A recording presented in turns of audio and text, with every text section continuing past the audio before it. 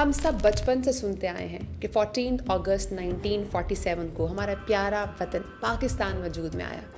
لیکن اس ایک دن اور ایک تاریخ کے پیچھے کتنی لمبی داستان ہے، کتنی بے شمار قربانیاں ہیں، یہ بات شاید آج کی نوجوان نسل پوری طرح نہ سمجھ پائے۔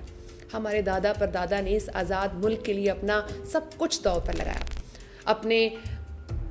بسائے گھر بار چھوڑ دیے، اپنی جانوں کے نذرانے پیش کیے، تب جا کر ہمیں یہ آزاد اور خود مختار فضا نصیب ہوئی۔ اور جب ہم آزادی کی اس عظیم کہانی کو دیکھتے ہیں تو اس میں ہمارے بلوچ بھائیوں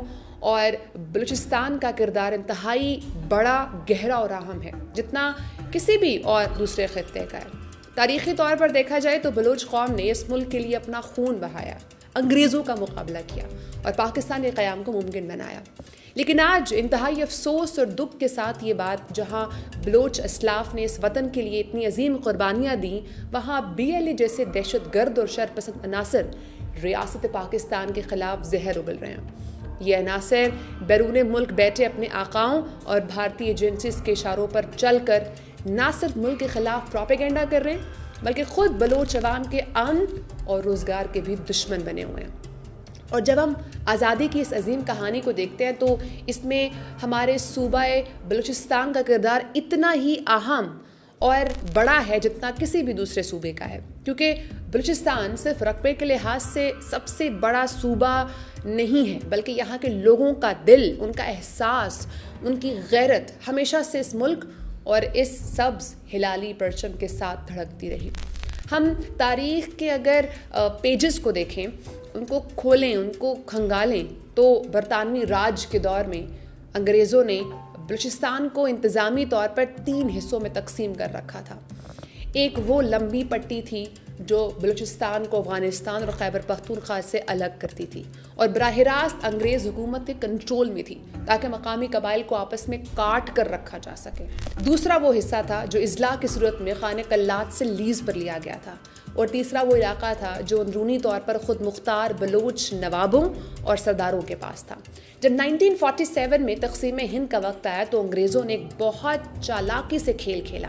انہوں نے قلات، لسبیلا، مکران اور خاران جیسی ریاستوں کے حکمرانوں کو یہ لالچ اور یہ پیشکش کی کہ وہ چاہیں تو پاکستان یا بھارت سے الگ رہ کر اپنی آزاد حکومت قائم کر لیں، لیکن بلوچستان کے غیرت مند اور خاندانی بلوچ رہنماؤں نے انگریزوں کی اس سازش اور لالچ کو اپنے پاؤں سے ٹھوکر مار دی اور بانی پاکستان قائد اعظم محمد علی جناح کی ایک آواز پر لبیک کہتے ہوئے پاکستان کے ساتھ الحاق کرنے کا تاریخی فیصلہ کیا۔ خانہ قلات میر احمد یار خان کو قائد اعظم اور اس نئے بننے والے ملک پر اتنا بھروسہ، محبت اور والہانہ پیار تھا کہ انہوں نے قائد اعظم کو اپنی ریاست کے تمام معاشی وسائل اور فوج پاکستان کے حوالے کر دیا۔ خانہ قلات نے اس موقع پر وہ تاریخی الفاظ کہے تھے جو ہماری تاریخ کا ایک سنہری باب ہے کہ اگر خدا نخواستہ پاکستان نہ بن پایا تو آپ بے شک قلات کا نام ہی پاکستان رکھ دیجیے گا۔ اور صرف خانہ قلات ہی نہیں، تحریک پاکستان کی اس عظیم عمارت کو کھڑا کرنے میں ہمارے کئی اور سچے بلوچ ہیروز بھی سر فہرست تھے، جن میں قاضی محمد عیسیٰ شامل تھے، جنہیں ان کی خدمات، بے باکی اور سیاسی بصیرت پر خود قائد اعظم نے شیر بلوچستان کا لقب دیا تھا۔ انہوں نے 1939 میں بلوچستان مسلم لیگ قائم کی، قوم کے ہر طبقے کو ایک پرچم تلے اکٹھا کیا اور 1940 کی تاریخ قرارداد پاکستان میں بلوچستان کی بھرپور نمائندگی کی۔ انہی کے ساتھ ساتھ میر جعفر خان جمالی نے 1933 میں قائد اعظم کا ساتھ دیا، جنہوں نے مدراس، لاہور اور دلی کے اجلاسوں میں بلوچستان کا کیس لڑا اور 1943 میں قائد اعظم کا کوئٹہ کا تاریخی دورہ کروایا۔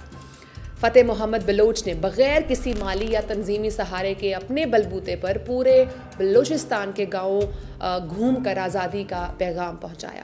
ملک جان محمد خان نے 1938 میں کوئٹہ کی اینڈرسن روڈ پر مسلم لیگ کا پہلا تاریخی اجلاس منعقد کروایا، جس نے بلوچ نوجوانوں کے دلوں میں آزادی کا جذبہ بیدار کیا۔ اور نواب محراب خان بھگٹی نے اس دور میں جب دیگر سردار انگریزوں کے دباؤ میں تھے، تمام تر سیاسی اور برطانوی دباؤ کو مسترد کرتے ہوئے کھل کر مسلم لیگ کی حمایت کی، جس پر مولانا ظفر علی خان نے بھی انہیں زبردست خراج تحسین پیش کیا۔ ان تمام عظیم رہنماؤں نے اپنے عمل سے یہ ثابت کیا کہ بلوچ قوم کا وجود اور بقا ہمیشہ سے پاکستان کے ساتھ ہی جڑی ہوئی ہے۔ پھر جب 27 مارچ 1948 کو قلات کا پاکستان کے ساتھ باقاعدہ الحاق ہو گیا تو ہمارے دشمنوں اور قیام پاکستان کے مخالفین سے یہ خوشی برداشت نہ ہوئی۔ پنڈت نہرو کی آل انڈیا اسٹیٹ پیپلز کانفرنس اور بھارتی ایجنسیز کی مکمل شے پر خانہ قلات کے بھائی پرنس عبد الکریم نے 16 مئی 1948 کو اپنے ہی بھائی کی مرضی کے خلاف بغاوت کا اعلان کیا اور افغانستان میں ایک علاقے کو ہیڈ کوارٹر بنا کر 1000 سے زائد مسلح افراد کے ساتھ پہلی سازش کھڑی کرنے کی کوشش کی۔ لیکن سچی اور تاریخی حقیقت تو یہ ہے کہ خود خانہ قلات میر احمد یار خان نے فوراً ایک اشتہار چھپوا کر اپنے ہی بھائی کی اس ناپاک حرکت کی شدید مذمت کی،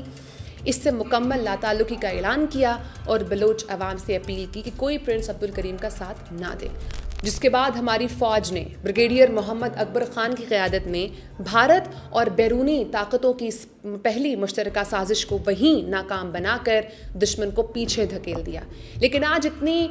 دہائی گزرنے کے بعد انتہائی افسوس اور دکھ کی بات یہ ہے کہ سچی، پاک اور صاف تاریخ کو مس کر کے ہماری نئی نسل کے سامنے کیا پیش کیا جا رہا ہے۔ چند نام نہاد شدت پسند، شر پسند عناصر، اس کے ساتھ ساتھ ماما قدیر کے نام ہمارے سامنے آ رہے ہیں، سمیع الدین بلوچ اور ڈاکٹر ماہرنگ بلوچ جیسے افراد انہی بھارتی ایجنسیز اور بیرونی طاقتوں کے آلائے کار بنے ہوئے ہیں جو 1947 سے اس ملک کو توڑنے کے خواب دیکھ رہی تھی۔ یہ عناصر زہریلا پروپیگنڈا اور غلط معلومات پھیلا کر ہمارے سادہ لو بلوچ نوجوانوں کے ذہنوں میں نفرت گھول رہے ہیں۔ ان نام نہاد لیڈرز کا مقصد صرف یہ ہے کہ بلوچ نوجوانوں کو ان کے اپنے ہی ملک، ان کی اپنی افواج اور ان کے آباء و اجداد کی قربانیوں کے خلاف گمراہ کیا جائے، تاکہ بلوچستان میں بدامنی اور انتہا پسندی پھیلے اور جو ترقی، روڈز، تعلیمی ادارے اور سی پیک جیسے میگا پروجیکٹس اس صوبے کی پسماندگی دور کر رہے ہیں انہیں روکا جا سکے۔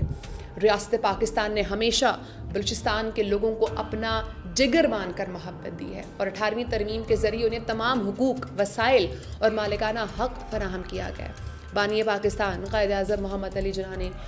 4 فروری 1948 کو سبی دربار میں اپنے تاریخی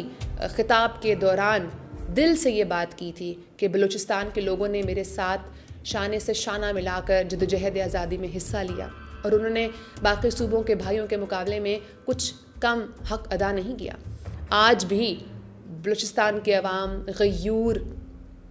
غیرت مند اور سمجھدار لوگ اپنے ان سچے آباء و اجداد کی لازوال قربانی پر فخر کرتے ہیں اور جانتے ہیں کہ ان کے بڑوں نے اس ملک کی خاطر کتنا خون بہایا تھا۔